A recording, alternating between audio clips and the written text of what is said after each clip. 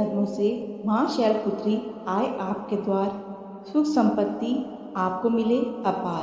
प्रथम नवरात्र की आप सभी को मंगल शुभकामनाएं। माँ शैलपुत्री आप सभी भक्तजनों का कल्याण करें।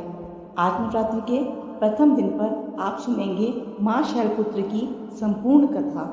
हिमालय की पुत्री होने के कारण इन्हें माँ शैलपुत्री कहा जाता है। माँ शैलपुत्री का स्वरूप बहुत ही शांत और सरल है। माँ शैलपुत्री के एक हाथ में त्रिशूल और दूसरे हाथ में कमल का फूल शोभायमान है। नंदी बैल पर सवार माँ शैलपुत्री को वृषारूढ़ा और उमा के नाम से भी जाना जाता है। माँ शैलपुत्री के बारे में जानने से पहले उनके पुनर्जन्म की कथा जानना अति आवश्यक है। दक्ष प्रजापति ब्रह्मा जी के मानस पुत्र थे। उनकी कई पुत्रियां थी। सभी पुत्रियां गुणवती थी, लेकिन दक्ष प्रजापति के मन में संतोष नहीं था। वह एक ऐसी पुत्री चाहते थे जो सर्वगुण संपन्न और शक्ति संपन्न हो, सर्व विजयिनी हो। तब प्रजापति दक्ष ऐसी ही पुत्री के लिए कठिन तप करने लगे। तप करते करते कई दिन बीत गए। तब आदिशक्ति उनसे प्रसन्न होकर प्रकट हुई और कहा, हे प्रजापति दक्ष, मैं तुम्हारे घर में पुत्री रूप में जन्म लूंगी। मेरा नाम उस समय सती होगा। मैं सती के रूप में जन्म लेकर अपनी लीला का विस्तार करूंगी। और इस प्रकार देवी आद्या ने सती रूप में दक्ष प्रजापति के यहाँ जन्म लिया। देवी सती दक्ष प्रजापति की पुत्रियों में सबसे अलौकिक थी। उन्होंने अपने बालपन में ही ऐसे कई अलौकिक कार्य कर दिखाए थे जिसे देखकर दक्ष प्रजापति को भी विस्मय की लहरों में डूब जाना पड़ा था। जब सती विवाह योग्य हो गई तो दक्ष को उनके विवाह की चिंता हुई। इसके लिए उन्होंने ब्रह्मा जी से परामर्श किया। ब्रह्मा जी ने कहा, देवी शक्ति आद्या का अवतार है और आद्या आदि शक्ति और शिव आदि पुरुष हैं। इसलिए सती के विवाह के लिए शिव ही योग्य और उचित वर हैं। प्रजापति दक्ष ने ब्रह्मा जी की बात मानकर देवी सती का विवाह शिव जी के साथ कर दिया। अब देवी सती कैलाश पर्वत पर जाकर भगवान शिव के साथ रहने लगी।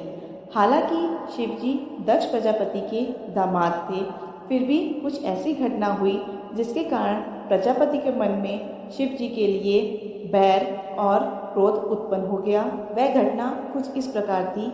एक बार ब्रह्मा जी ने धर्म के निरूपण के लिए एक महासभा का आयोजन किया। सभी बड़े बड़े देवता सभा में उपस्थित थे। भगवान शिव भी एक और ध्यान मग्न बैठे हुए थे। सभा मंडल में प्रजापति दक्ष का आगमन हुआ। उनके आते ही सभी देवता उठकर खड़े हो गए, किंतु दो लोग उस समय खड़े नहीं हुए। वह थे ब्रह्मा जी और स्वयं भगवान शिव। दक्ष प्रजापति ने ब्रह्मा जी के बारे में यह सोचा कि ब्रह्मा जी मेरे पिता हैं, वह अगर खड़े नहीं हुए तो कोई बात नहीं, पर शिव जी तो मेरे दामाद हैं, उन्हें तो मेरे आने पर खड़ा होना चाहिए था।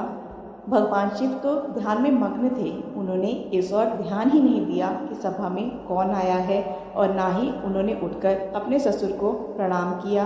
दक्ष प्रजापति ने इसे अपना अपमान समझा। इतना ही नहीं, उनके हृदय में भगवान शिव के लिए ईर्ष्या की अग्नि जलने लगी। अब दक्ष प्रजापति उनसे बदला लेने के लिए उचित अवसर की प्रतीक्षा करने लगे। भगवान शिव को तो किसी के मान और अपमान से क्या मतलब, वो तो सभी को एक भाव से ही देखते हैं। उनको तो चारों ओर अमृत ही दिखाई देता है, और जहाँ अमृत होता है वहाँ विष और कसैलेपन का क्या काम। भगवान शिव कैलाश पर्वत पर ध्यान में मग्न होकर दिन रात राम नाम जपा करते थे। एक दिन देवी सती के मन में जिज्ञासा उत्पन्न हुई। उन्होंने अवसर पाकर भगवान शिव से प्रश्न किया, हे प्रभु, आप सब समय राम नाम क्यों जपते रहते हैं? तब भगवान शिव ने देवी सती को उत्तर दिया, हे देवी, भगवान राम आदि पुरुष हैं, स्वयं भू हैं और मेरे आराध्य हैं, सगुण भी है और निर्गुण भी है। लेकिन देवी सती के कंठ के नीचे ये बात नहीं उतरी। वह तो भगवान शिव को ही सर्वोपरि समझती थी। वह सोचने लगी कि अयोध्या के राजा दशरथ के पुत्र आदि पुरुष कैसे हो सकते हैं। वह तो आजकल स्वयं खुद अपनी पत्नी सीता के वियोग में दंडक वन में विचरण कर रहे हैं।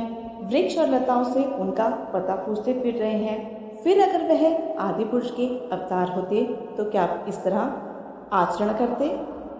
तो क्या वह आसानी से सीता जी का पता नहीं लगा लेते, उन्हें पा नहीं लेते? अब देवी सती के मन में श्री राम जी की परीक्षा लेने का विचार उत्पन्न हुआ।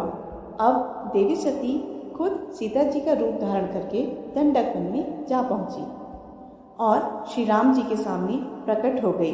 श्री राम जी ने जब देवी सती को सीता जी के रूप में देखा तो कहने लगे, हे माते, आप इस अकेले वन में क्या कर रही हैं? भोलेनाथ कहाँ हैं? भोलेनाथ नजर नहीं आ रहे।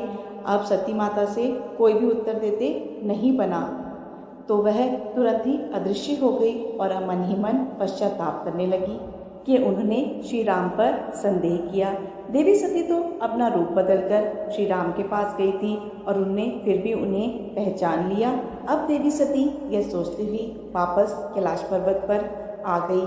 उन्होंने इस बारे में शिव जी को कुछ भी नहीं बताया था। जब शिव जी ने देवी सती को वापस आते हुए देखा और उनसे कहा कि हे सती, आपने श्री राम प्रभु की परीक्षा लेकर बिल्कुल भी अच्छा नहीं किया। सीता जी मेरी आराध्या हैं, अब तुम मेरी अर्धांगिनी कैसे रह सकती हो? अब हम पति पत्नी के रूप में एक साथ नहीं रह सकते। शिव जी के मुख से निकला हुआ ये कथन सुनकर देवी सती को बहुत दुख पहुंचा, लेकिन अब क्या हो सकता था?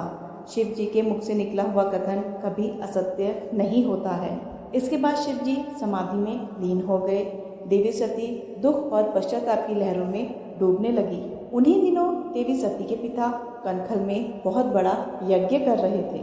इस यज्ञ में सभी देवी देवताओं और मुनियों को आमंत्रित किया गया था, लेकिन शिव जी को निमंत्रण नहीं भेजा गया क्योंकि दक्ष प्रजापति के मन में शिव जी के प्रति ईर्ष्या जो भरी थी।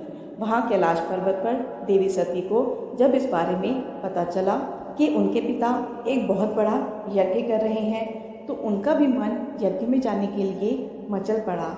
वहीं आकाश मार्ग से कई विमान उनको उनके पिता के यज्ञ में जाते हुए दिखाई दिए।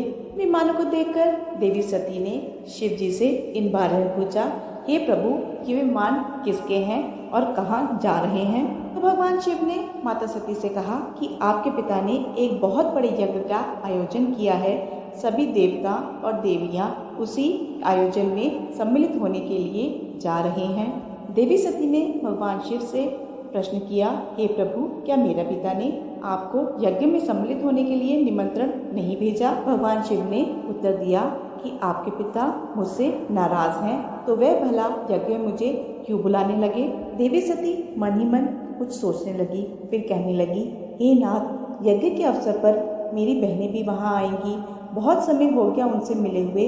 अगर आपकी आज्ञा हो तो मैं भी यज्ञ में सम्मिलित होने के लिए अपने पिता के घर जाना चाहती हूँ। शिव ने देवी सती को यह समझाया कि इस समय वहाँ जाना उचित नहीं होगा।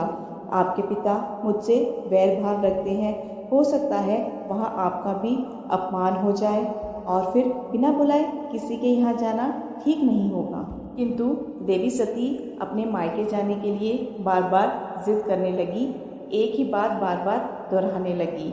तो इनकी यह हट देखकर शिव जी ने उन्हें वहां जाने की आज्ञा दे दी और उनके साथ अपना एक गण भी भेज दिया था जिनका नाम था वीरभद्र। वीरभद्र के साथ सती अपने पिता के यहाँ गई, लेकिन वहां पर किसी ने भी उनसे प्रेम पूर्वक व्यवहार नहीं किया। उस पर उनके पिता कहने लगे, क्या यहाँ तुम मेरा अपमान कराने आई हो? अपनी बहनों को देखो, वह किस तरह सुंदर सुंदर अलंकारों और वस्त्र आभूषणों से सुसज्जित हैं। तुम्हारे शरीर पर तो केवल बागंबर है। तुम्हारा पति शमशानवासी और भूतों का नायक है। वो भला बागंबर के अलावा तुम्हें क्या पहना सकता है? दक्ष के ऐसा कहने से देवी सती के हृदय में पश्चाताप का सागर उमड़ पड़ा। अब पश्चाताप करते हुए मैं मन ही मन ये सोचने लगी कि यहाँ आकर उन्होंने बिल्कुल भी अच्छा नहीं किया। भगवान शिव तो सही कह रहे थे कि बिना बुलाए पिता के घर भी नहीं जाना चाहिए। पिता के कड़वे शब्द सुनकर भी देवी सती मौन रही। वह उस मंडप में गई जहाँ सभी देवी देवता और ऋषि मुनि बैठे हुए थे और यज्ञ कुंड में धू धू करके अग्नि जल रही थी और उस यज्ञ में आहुतियां डाली जा रही थी। यज्ञ मंडप में देवी सती ने सभी देवी देवताओं के भाग देखे, लेकिन उन्होंने वहां अपने पति का भाग नहीं देखा। ऐसा देखकर उन्होंने अपने पिता से प्रश्न किया, हे पिताश्री, यज्ञ में तो सभी के भाग दिखाई दे रहे हैं, लेकिन कैलाशपति का यहाँ कोई भाग दिखाई नहीं दे रहा है। देवी सती का प्रश्न सुनकर दक्ष ने कहा, हे पुत्री, मैं तुम्हारे पति को कोई देवता नहीं समझता। वह तो शमशान में रहने वाला, हड्डियों की माला पहनने वाला, नग्न रहने वाला भूतों का स्वामी है। वह देवताओं की पंक्ति में बैठने योग्य नहीं है। भला उसे कौन भाग देगा? ऐसा सुनकर देवी सती के नेत्र क्रोध से लाल हो गए, उनकी भौहें टेढ़ी हो गई, उनका मुखमंडल प्रलय के सूर्य के समान दमक उठा। उन्होंने पीड़ा और अपमान से तिल मिलाते हुए कहा, मैं इन शब्दों को कैसे सुन रही हूँ? मुझ पर धिक्कार है, और देवताओं तुम पर भी धिक्कार है। तुम कैलाशपति के बारे में ऐसे अपशब्द कैसे सुन सकते हो, जो मंगल के प्रतीक हैं और जो क्षण भर में संपूर्ण सृष्टि को नष्ट करने की शक्ति रखते हैं। वह मेरे स्वामी है। एक नारी के लिए उसका पति ही उसका स्वर्ग होता है। जो नारी अपने पति के लिए अपमानजनक शब्दों को सुनती है, उसे नरक में जाना पड़ता है। पृथ्वी सुनो, आकाश सुनो, और देवताओं तुम भी सुनो। मेरे पिता ने मेरे स्वामी का अपमान किया है। अब मैं एक क्षण भी जीवित नहीं रहना चाहती। देवी सती अपने वचनों को समाप्त करते ही देखते हवन कुंड की अग्नि में कूद गई। यज्ञ की आहुतियों के साथ उनका शरीर भी जलने लगा। यज्ञ मंडप में खलबली मच गई, हाहाकार मच गया। देवता उठकर अपने स्थान पर खड़े हो गए। वीरभद्र यह देखकर क्रोध से भर गए और वह उछल उछल कर यज्ञ का विध्वंस करने लगे। यज्ञ मंडप में भगदड़ मच गई। देवता और ऋषि मुनि भागने लग गए। वीरभद्र ने देखते ही देखते दक्ष का सिर धड़ से अलग कर दिया। यह समाचार कैलाश पर्वत पर भगवान शिव तक जा पहुंचा। यह सुनते ही वह एक आंधी की तरह कनकल जा पहुंचे। देवी सती के जले हुए शरीर को देखकर भगवान शिव अपने आप को ही भूल गए। उनके प्रेम और भक्ति में भगवान शिव को व्याकुल कर दिया था। जिन्होंने काम पर भी विजय पाई थी और जो सारी सृष्टि को नष्ट करने की क्षमता रखते थे। वह देवी सती के प्रेम में खो गए, बेसुध हो गए। उन्होंने उन्मुख की तरह देवी सती के शरीर को अपने कंधे पर रख लिया और उनके जले हुए शरीर को लेकर वह पृथ्वी पर भ्रमण करने लगे। भगवान शिव पार्वती के ऐसे प्रेम को देखकर पृथ्वी रुक गई, हवा रुक गई, जल का प्रवाह भी ठहर गया। सभी देवतागण अपनी सांसें रोककर इस दृश्य को देखने लगे। पूरी सृष्टि व्याकुल हो गई। सृष्टि के सभी प्राणी त्राहिमाम त्राहिमाम करने लगे। इस भयानक संकट को देखकर सृष्टि के पालनहार भगवान विष्णु आगे बढ़े।